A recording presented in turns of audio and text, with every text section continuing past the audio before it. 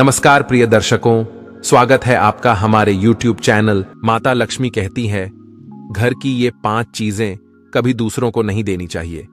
आज हम आपको मां लक्ष्मी की एक प्राचीन कथा सुनाने जा रहे हैं। इस कथा के माध्यम से आपको पता चल जाएगा कि एक स्त्री को अपने घर की कौन सी चीजें दूसरों को नहीं देनी चाहिए। जो भी स्त्री यह चीजें दूसरों को दे देती है, मां लक्ष्मी उसके घर को छोड़कर चली जाती है। इसीलिए दर्शकों, हम कहानी शुरू करें और आप इस वीडियो में खो जाएं। इससे पहले अगर आप हमारे चैनल पर पहली बार आए हैं तो हमारे YouTube चैनल को सब्सक्राइब करें। प्रिय दर्शकों, अगर आप भी भगवान श्री कृष्ण को सच्चे दिल से मानते हो तो कमेंट में सच्ची श्रद्धा से जय श्री कृष्ण जरूर लिखें। दोस्तों, आप इस कथा को पूरा जरूर सुने क्योंकि आधा अधूरा ज्ञान घातक होता है। जो भी इस कथा को पूरा सुनता है, मां लक्ष्मी उसकी झोली खुशियों से भर देती है। तो चलिए बिना देरी किए आपको वह प्राचीन कथा सुनाते हैं। दोस्तों, पूर्व काल की बात है। मध्य देश में एक अत्यंत शोभायमान नगरी थी। उस नगरी में एक सुकन्या नाम की स्त्री अपने पति और सास ससुर के साथ निवास करती थी। सुकन्या एक पतिव्रता नारी थी जो सत्य धर्म का पालन करने में तत्पर और गृह कार्य में दक्ष थी। सुकन्या का स्वभाव अत्यंत दयालु था। वह सदैव दूसरों की सहायता किया करती थी। सुकन्या का पति संजय एक वैश्य था। उसकी अनाज की एक दुकान थी। वह बाजार में लोगों की जरूरत की चीजें बेचा करता था। सुकन्या अपने पति से बहुत अधिक प्रेम करती थी। वह अपने पति को ही परमेश्वर मानकर उसकी सेवा करती थी। सुकन्या नित्य पति से पहले जागती थी, अपने घर का आंगन को स्वच्छ करती थी, फिर रंगोली बनाकर आंगन की सजावट करती थी। उसके बाद वह अपने घर को स्वच्छ करती, फिर स्नान आदि कार्य संपन्न करके वह तुलसी को जल देती थी और देवी देवताओं का पूजन करती थी। इस प्रकार से वह रोज अपने नित्य कर्म करती थी। सुकन्या ने कभी किसी का अनादर नहीं किया। वह सभी के साथ मधुर वाणी में बातें करती थी। सभी लोग सुकन्या को देखकर कहने लगे थे कि यह तो साक्षात लक्ष्मी के समान गुणों वाली स्त्री है। यह अपने परिवार का कितने अच्छे से ख्याल रखती है। इसके अलावा सुकन्या दान धर्म करते समय कभी अपने हाथ पीछे नहीं खींचती थी। उसके द्वार पर जो भी याचक आता वह उसे दान दिए बगैर नहीं भेजती थी। उसके द्वार से कोई खाली हाथ नहीं जाता था।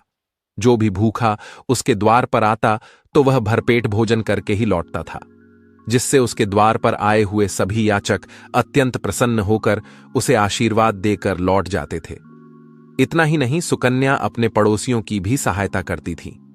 उसके पड़ोस में जो भी गरीब और दुखी लोग रहते थे उन्हें भी वह नित्य भोजन दिया करती थी।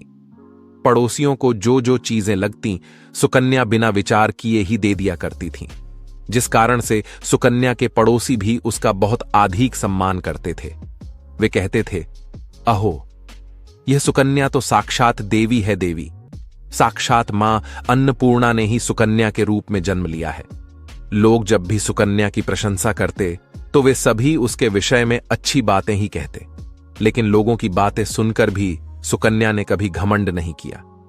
वह उन सभी को आदर और सम्मान से ही बातें किया करती थी।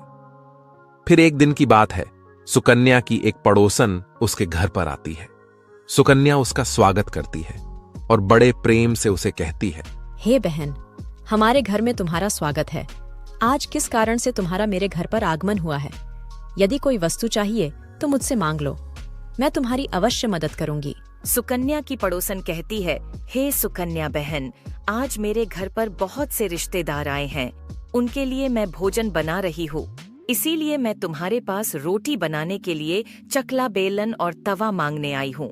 यदि तुम कुछ समय के लिए मुझे चकला बेलन और तवा दे दोगी तो बड़ी कृपा होगी। मैं काम हो जाने के बाद तुम्हें जल्दी ही लौटा दूंगी। सुकन्या कहती है, हे बहन, इसमें क्या बड़ी बात है? अभी मुझे चकला बेलन की आवश्यकता नहीं है, इसीलिए तुम मेरा चकला बेलन और तवा ले जा सकती हो। रुको, मैं अभी तुम्हें लाकर देती हूँ। फिर सुकन्या रसोई घर में जाती है और रसोई घर से चकला बेलन और तवा लाकर उस पड़ोसन को देती है। तब पड़ोसन कहती है, हे बहन, तुम्हारा बहुत बहुत धन्यवाद। आज तुमने मेरा काम सफल कर दिया। मैं अपने मेहमानों को भोजन कराकर तुम्हारा चकला बेलन जल्दी से लौटा देती हूँ। सुकन्या कहती है, हे बहन, चिंता की कोई बात नहीं है। जब तुम्हारा कार्य पूर्ण हो जाएगा तब तुम मुझे लौटा देना। फिर वह पड़ोसन सुकन्या का चकला बेलन और तवा लेकर चली जाती है।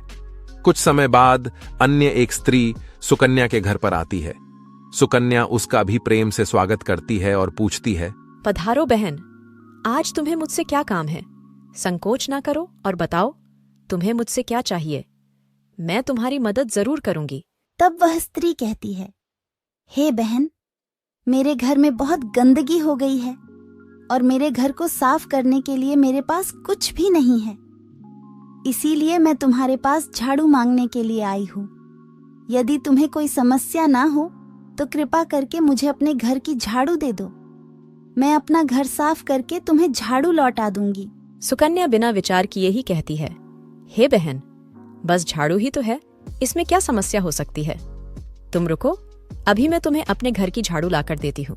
इतना कहकर सुकन्या घर के अंदर जाती है और झाड़ू लेकर आती है और उस स्त्री को दे देती है। वह स्त्री सुकन्या के घर की झाड़ू लेकर चली जाती है। फिर कुछ देर बाद अन्य एक स्त्री सुकन्या के घर पर आती है। सुकन्या उसका भी बड़े प्रेम से स्वागत करती है। सुकन्या कहती है, पधारो बहन, क्या बात है, आज मेरे घर पर किस कारण से आना हुआ? तुम्हें जो कुछ भी चाहिए निसंकोच होकर कहो, मैं तुम्हारी सहायता करने का प्रयास अवश्य करूंगी। तब वह स्त्री कहती है, हे सुकन्या बहन, तुम बड़ी दयालु हो।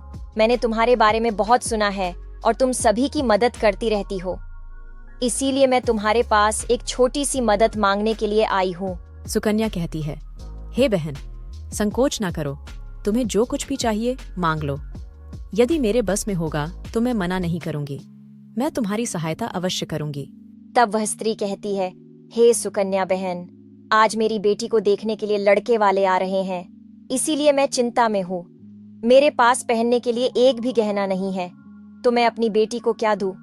उसके पास पहनने के लिए अच्छे वस्त्र भी नहीं है, इसीलिए कृपा करके मुझे आप थोड़े गहने और वस्त्र उधार में दे दीजिए, केवल एक दिन के लिए। जब लड़के वाले देखकर चले जाएंगे तो मैं तुम्हारे गहने लौटा दूंगी। उस पड़ोसन की बात सुनकर सुकन्या कहती है, बस इतनी सी बात? हे बहन, तुम चिंता मत करो, तुम्हारी पुत्री मेरी छोटी बहन के जैसी है, उसकी सहायता मैं अवश्य करूंगी। मैं अभी तुम्हें मेरे गहने और साड़ी देती हूँ, जिसे पहनकर तुम्हारी पुत्री राजकुमारी लगेगी। फिर सुकन्या अंदर जाती है, गहने और साड़ी लेकर आती है और उस पड़ोसन को दे देती है। वह पड़ोसन प्रसन्न होकर सुकन्या के गहने और साड़ी लेकर चली जाती है। फिर शाम हो जाती है और अन्य एक पड़ोसन सुकन्या के घर पर आती है। सुकन्या उसका भी बड़े प्रेम से स्वागत करती है और कहती है, पधारो बहन, आज किस कारण से मेरे घर पर आना हुआ? बताओ, मैं तुम्हारी किस प्रकार से सहायता कर सकती हूँ? तुम्हें जो कुछ चाहिए निसंकोच होकर कहो, मैं तुम्हारी मदद जरूर करूंगी। वह पड़ोसन कहती है, हे सुकन्या बहन, तुम बड़ी दयालु हो और तुम सभी की मदद करती हो, इसीलिए मैं तुम्हारे पास आई हूँ। मेरा बच्चा भूखा है और उसे पिलाने के लिए दूध नहीं है, इसीलिए मैं तुम्हारे पास दूध मांगने के लिए आई थी। अगर थोड़ा सा दूध मिल जाता तो बड़ी कृपा होती। सुकन्या कहती है, अरे बहन, इसमें कौन सी बड़ी बात है? लो, अभी मैं तुम्हें दूध दे देती हूँ। सुकन्या रसोई घर में जाती है और थोड़ा सा दूध लेकर आती है और उस पड़ोसन को दे देती है। वह पड़ोसन प्रसन्नता से उस दूध को लेकर चली जाती है। इस प्रकार से सुकन्या अपने सभी पड़ोसियों की मदद कर देती है और प्रसन्न होकर घर का काम करने में लग जाती है। फिर रात होते ही उसका पति घर पर लौट आता है। सुकन्या अपने पति को प्रणाम करती है और उसकी खूब सेवा करती है। रात को दोनों पति पत्नी आनंद से सो जाते हैं। फिर दूसरे दिन वे जागते हैं तो उन्हें एक बहुत ही बुरी खबर कानों पर पड़ती है। एक आदमी दौड़ते हुए सुकन्या के घर पर आता है और सुकन्या के पति से कहता है, हे भाई, कल रात को किसी ने आपकी दुकान लूट ली है, सारा माल गायब है। सुकन्या का पति एकदम से घबरा जाता है और दौड़ते हुए अपने दुकान पर जाता है तो देखता है उसका सारा माल किसी ने लूट लिया है। वह देखता है कि उसके दुकान में रखा हुआ सारा धन भी चोरी हो चुका है। वह दुखी और निराश होकर घर पर लौटता है और सुकन्या को सारी बात बताता है, जिसे सुनकर सुकन्या बहुत दुखी हो जाती है। सुकन्या कहती है, आप चिंता न कीजिए जी, हमारे घर में अभी बहुत सारा धन रखा हुआ है, जिससे आप फिर से व्यापार शुरू कर सकते हैं। फिर सुकन्या अपने घर की तिजोरी में देखती है तो वह भी पूरी तरह खाली दिखाई देती है। उसके अंदर का भी सारा माल अब चोरी हो चुका था। यह देखकर सुकन्या बहुत दुखी हो जाती है। उसे समझ में नहीं आता कि यह कैसे हुआ। सुकन्या का पति उस पर बहुत क्रोधित हो जाता है और पूछता है, सुकन्या, सच सच बताओ, हमारे घर के अंदर रखा हुआ सारा पैसा कहाँ गया? सुकन्या कहती है, हे स्वामी, मैं घर पर ही थी, सारा धन तिजोरी में ही था, किसने इसे चुरा लिया पता नहीं। कृपया आप शांत हो जाइए, हम कोई ना कोई उपाय जरूर ढूंढ लेंगे।